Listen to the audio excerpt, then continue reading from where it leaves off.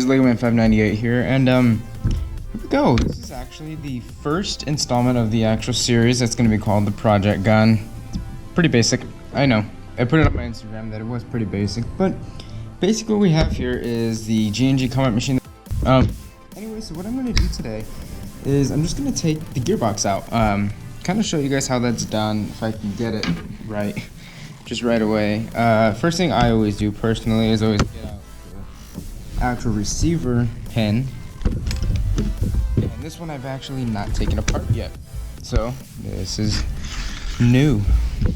Here you go. So this is their standard plastic little thing. I don't even know what the hell Okay, that's a weird little thing that they have on here.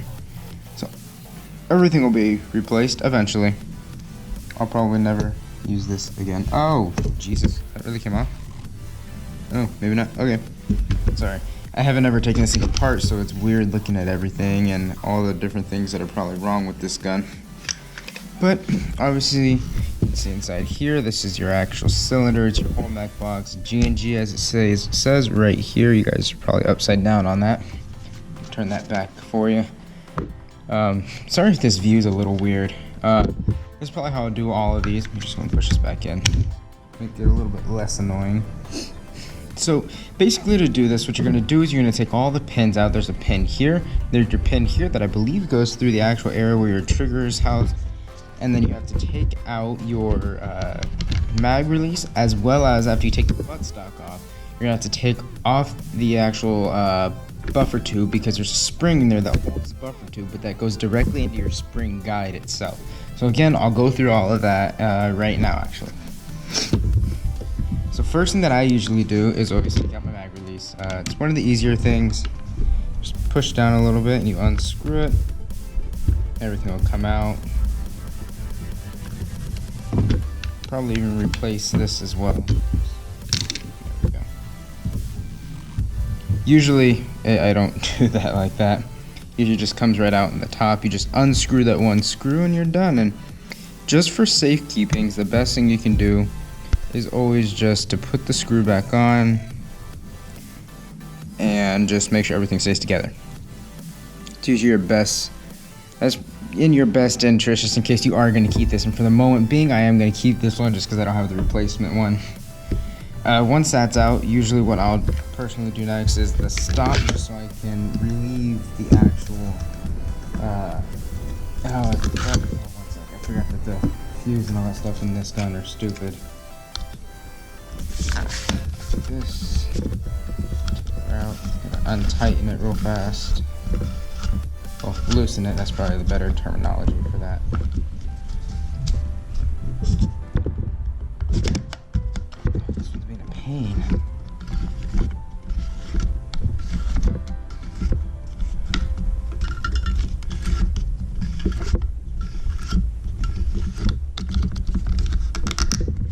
There we go. Okay, so I got the stock off right here. And for those of you that don't know, obviously you pull down on it right here to adjust it. This, you can tighten the actual knob right here, and that'll tighten it up, get a little bit more difficult, secure it better. Or if you want to take the stock off, you go to the bottom and you pull it up as hard as you can all the way out, and then you can take it off the buffer tube. Okay. So next step, we have this super long freaking screwdriver that we use for this, basically.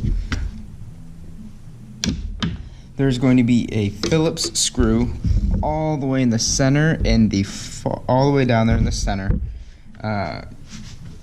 Like I said, this screw can sometimes be a pain. Just depends on whether you're, honestly, just depends on what kind of screwdriver you have. If you have one like this, you're pretty much set. It's nice and long, it keeps everything right, and it's magnetized. So you just keep going till it unscrews. Awkward silence. Should be good now. Yeah.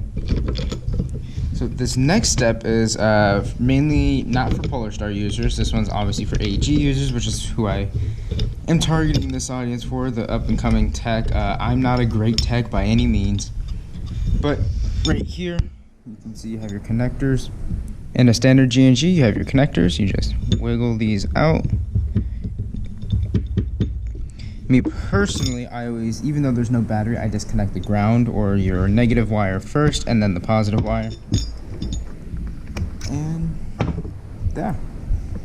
That's how you take your stock off, and now you've just got the actual lower receiver itself, your pistol grip as well, which you're gonna have to take off the pistol grip and the motor as well.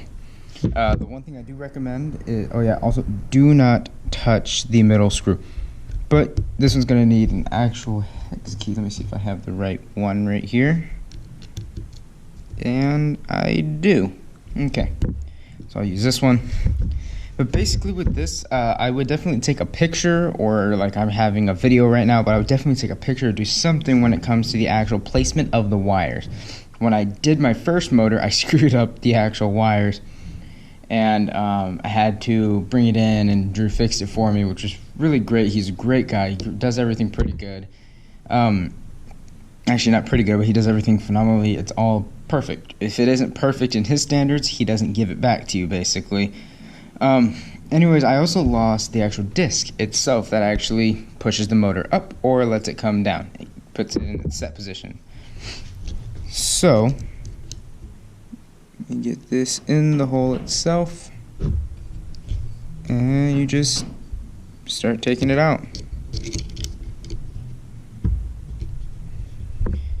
Also, I would definitely get a place where you're going to know your screws are.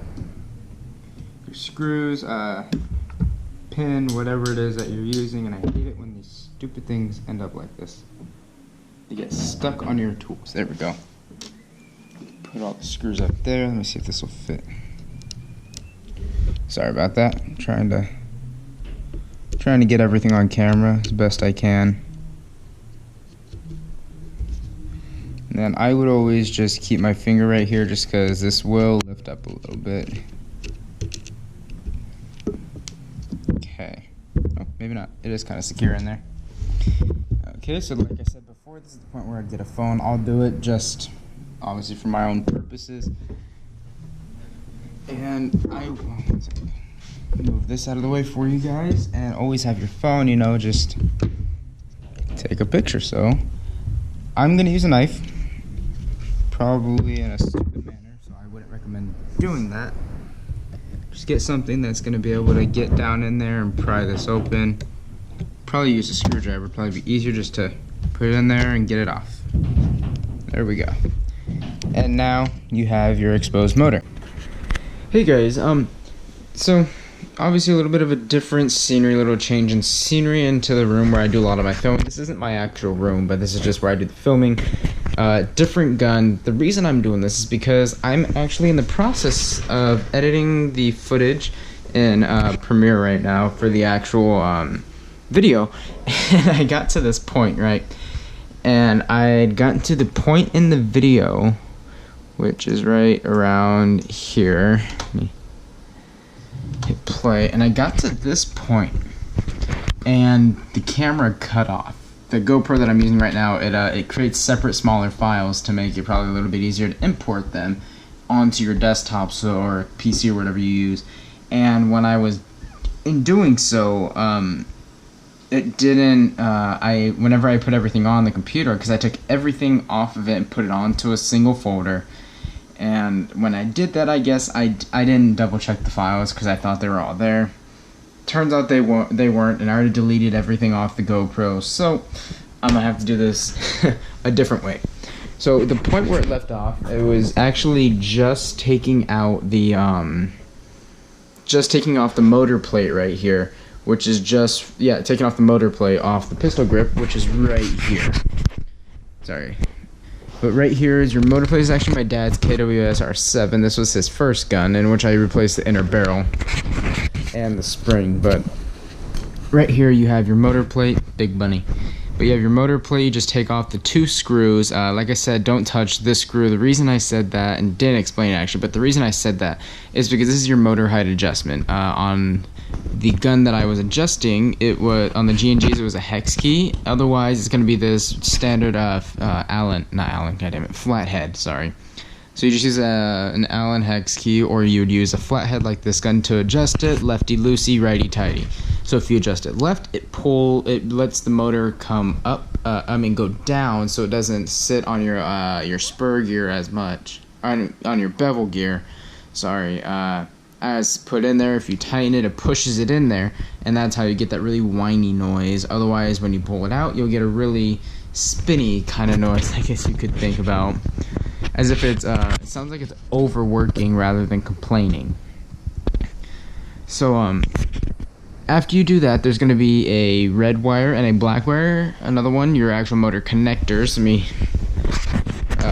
see if I can search it up real fast so you get a point of the video where you'll actually see it a little bit.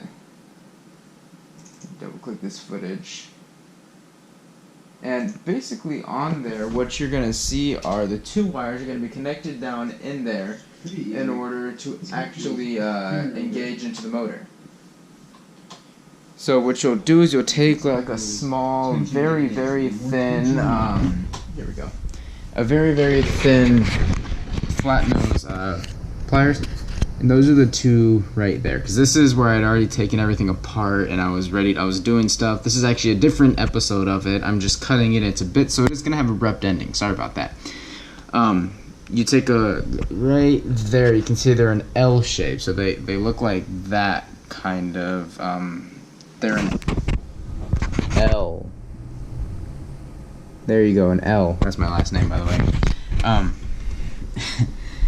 So yeah, there'll be a little L shape, and just get on in there and slowly, not necessarily slowly, but just very carefully and meticulously pull it off. Once you do that, you just make sure you have the disc. It's going to be a very small disc. I don't know if I can see it anywhere. I don't see it anywhere, but it's going to sit on the bottom of that since it is magnetized, or it might actually be on the motor plate. Now the disc is no bigger than this hole, because this hole actually goes all the way in there, and this screw is actually the screw is how wide that disc is, because that screw is going to go in there, it's going to push the motor up. Once you take the disc off, I'd put it back on here, and then once you take the motor out, might have to put some pliers actually at the base of the motor to take it out. Once you do so, you're going to expose the whole entire pistol grip as a whole. There may be 2, there may be 4 screws on the inside, usually a Phillips. Once you take those out, you just slide this off. Just be careful not to pull like really hard, just for the fact that you'll have to take, there's 2 areas in which your motor connectors go through the seed through the actual pistol grip itself. There isn't just one big hole, so you're gonna have to actually pull those out a certain way. It's not hard at all. Once you do so, you're fine. That's pretty much where that video went. Trying to think of anything else. Once you take it out, I don't believe I don't have an actual footage of me taking it out. Once you get your buffer tube off and all that stuff, you'll take off you already took out this pin, which is your receiver disconnecting pin. This one right here, this one you unscrew, the other one you just go to the other side and you're just gonna push it out.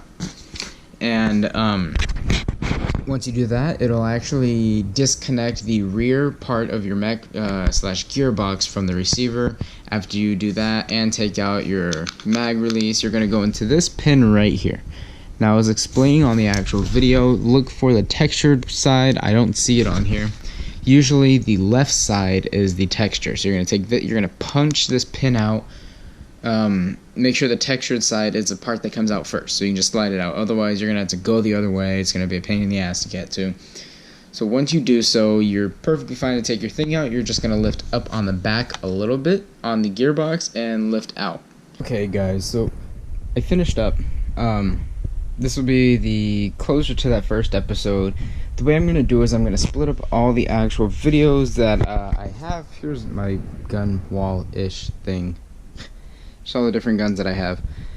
But basically what I'll be doing is I'll be ending each video after each different segment in which I actually want to produce these videos. So in this case, it was just taking out the gearbox, and I explained it with my dad's SR7, and I'll show it again.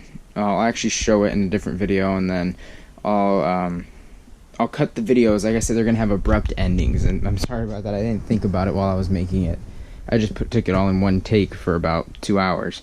But what I'll be doing is actually either creating little endings like this, or I'll just do the abrupt ending, and it'll just go like season 1, episode 1, and every new season's gonna be a different gun.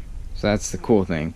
I'm gonna try and do as many guns as I can, obviously, but I mean, that's all I really had to say. So until next time, next episode, this is the Lego Man 598. Please don't forget to rate, comment, and subscribe. Peace.